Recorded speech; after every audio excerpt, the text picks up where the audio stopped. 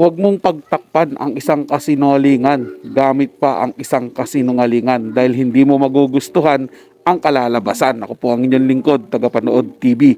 Welcome back po dito sa ating YouTube channel at Facebook page. Isang masaya at masaganang araw po sa ating lahat. Ngayong araw po ang ating gagawa ng reaction video ay galing po sa channel ni Showbiz Philippines. Nasa description po yung link ng kanyang channel, bisitahin po at pakisuportahan na rin. Pero bago po tayo magpatuloy, nais ko lang po kayong pasalamatan sa inyong walang sawang suporta at pagtangkilik po dito sa ating channel. At sa mga bagong napadaan lang po dito sa ating channel, huwag nyo po sanang kalimutan na mag-subscribe. Hit na rin po notification bell para lagi pong updated sa mga bago pang video na ating ilalabas. Share, like, and comment din po kayo mga tagapanood, atin yung babasahin at pupusuan. So simulan na po natin ang ating reaction video sa araw na to mga tagapanood. Let's do this! Lumabas na nga ang katotohanan na walang kinalaman sa paghihiwalay ng Kathniel ang Star Magic celebrity na si Jillian Vicencio. Nakarating sa amin na balitang naglabas ang kampo nila Andrea ng isang black propaganda upang mabaling sa ibang babae ang sisi ng mga netizens at hindi kay Andrea Brillantes. Malaki ang investment ng ABS-CBN at Star Magic kay Andrea dahil sa dami ng kanyang mga endorsements at mayroon pa itong running teleserye sa ABS ngayon. Kaya naman matindi ang pagprotekta dito ng nasabing organisasyon. Ito ang buong katotohanan. Na gusto ko pong linawin, hindi po dahil kaibigan ko si Jillian Vicencio, wala hong katotohanan ang mga fake news na inilalabas sa social media na siya po ang dahilan ng hiwalayang Catherine at Daniel. Nakumpirma din ng aming team na magkaibigan pa rin sina Catherine Bernardo at Jillian Vicencio sa kani-kanilang social media accounts. At tanging si Andrea Brillantes lamang ang in-unfollow ni Catherine sa kanyang IG account. Kaya naman mas lalo pang nakumpirma na walang kinalaman si Jillian sa hiwalayan ng Kathniel. Isa si DJ Jaiho sa naglabas ng katotohanan na black propaganda lamang ito ng isang grupo. Sa totoo lang, hindi na ako magtataka kung bakit lumabas tong ka-fake news saan na dinadawit si Jillian. Ay day, tigilan nyo. Alam ko kung sino kang nagpapakalat ng chika na to. Huwag ka naman damay pa. Nagbigay naman ng official statement niya si Jillian at ito ang kanyang naging pahayag. Huwag niyo po ako idamay dito, hindi po totoo. Bigyan naman po natin sila ng respeto. Kaagad naman nag-react dito si DJ Jaiho at sinabing, "That's my girl. Magsasalita dahil alam ang totoo, hindi mananahimik para ipagtanggol ang sarili. Hindi po totoo. Huwag niyong idamay itong si Jillian." Habang tumatagal po yung isyong hiwalayang Kathniel mga tagapanood, mas lumilinaw na rin po sa atin kung sino po talaga ang dahilan ng hiwalayan at kung sino po talaga yung nagsasabi ng katotohanan about sa hiwalayan po nila mga tagapanood at sino po ba talaga ang totoong lumandi o umakit kay Daniel Padilla.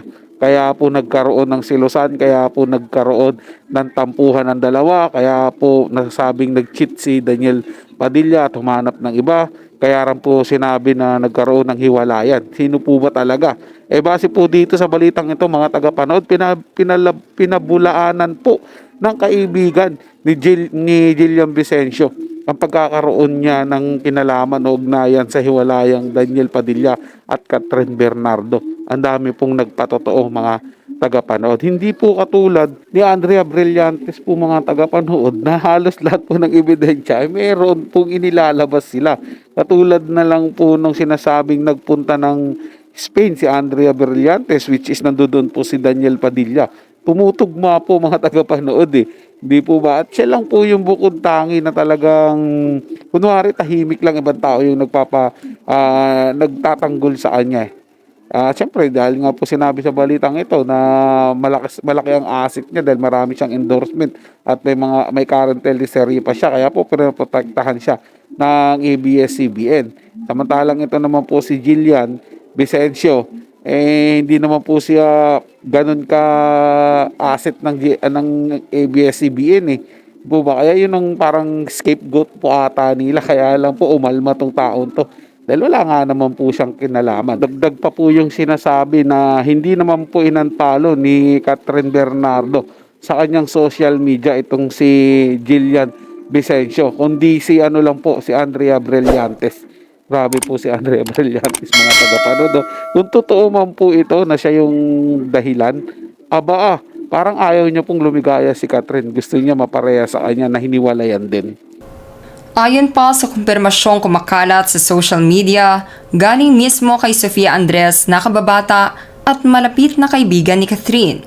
Siya ang mismong naglabas sa publiko na si Andrea Brillantes nga ang naging dahilan ng hiwalayan ng Kathniel. Nagpakita ito ng pintuan na kung tawagin ay Andrea at meron itong Brillantes sa harapan, na malinaw na sinasabing Andrea Brillantes. Kasunod din ng pag-anunsyo ng Kathniel ng hiwalayan ay pag-unfollow ni Sofia Andres kay Andrea sa Instagram account. Nagkaroon din ng kumpirmasyon na kaya pala wala si Daniel Padilla sa Outstanding Asian Star Award ni Catherine Bernardo sa Korea noong nakaraang Setyembre ay dahil nagkaroon ng secret vacation affair sina Andrea Brillantes at Daniel Padilla sa Spain. Ito daw ang siyang isang dahilan kung bakit nagpasya na si Catherine na ilabas na sa publiko ngayong taon ang kanilang hiwalayan. Sa mga litratong ipinost si Daniel at Andrea ay nasa iisang lugar lamang sila. At upang hindi sila mahalata na magkasama ay pinost nila ito sa magkaibang buwan. There you have it, mga ka-showbiz peeps.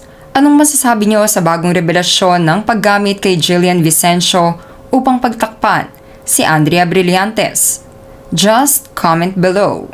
Hindi po talaga nagsisinungaling ang ebidensya, mga tagapanood. Bakit naman po kasi nag-post pa sila ng mga ganun? Alam naman po nilang magiging magiging ebidensya po yun laban sa kanila.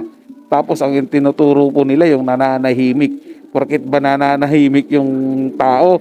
Porket ba dati ay naging, sabihin na natin, naging kakilala ni Daniel Padilla at naging close din kahit papaano, ayun na po agad ang mapagbibintangan. Yari po tayo dyan, mga tagapanood. Pero hindi po natin alam kung anong klaseng gayuma ang ginamit ni Andrea Brillantes at bakit nahumaling sa kanya si Daniel Padilla.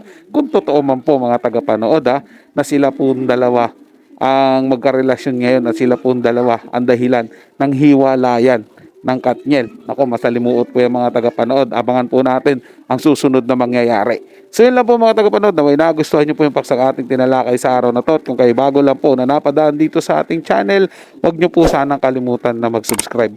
Hit nyo na rin po notification bell para lagi po kayo updated sa mga bago pang video na ating ilalabas. Share, like, and comment din po kayo, mga tagapanood, ating yung babasahin at pupusuan. So hanggang sa muli po, ito yung Tagapanood TV. Komento at opinion lamang, wala pong personalan. Paalam po at mabuhay po kayong lahat.